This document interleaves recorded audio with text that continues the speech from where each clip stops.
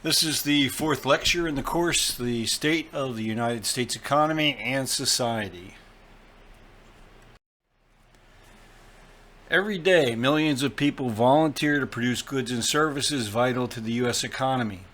Millions more perform work in their own homes or for other family members that, if performed by others, would command cash wages. McKinsey Global Institute calculated in 2015 that unpaid care work performed mostly by women accounts for the equivalent of 13% of global gross domestic product. Economists essentially ignore such contributions on the grounds they are non-market production and activities.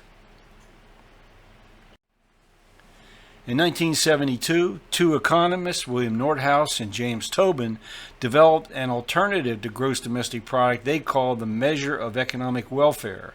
By this measure, the amount and value of non-market production comprised about 40% of conventionally measured economic output. The U.S. Bureau of Economic Analysis concluded that non-market production made up 26% of GDP in 2010.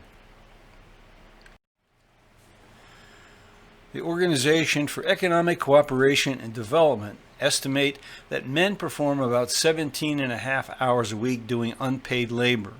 Women spend about 28.4 hours a week working without any financial reward.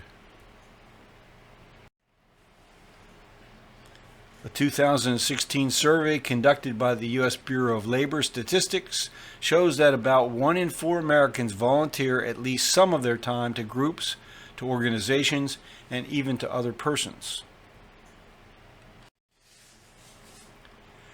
The activity most frequently described by people who volunteer was the collecting and distributing of food.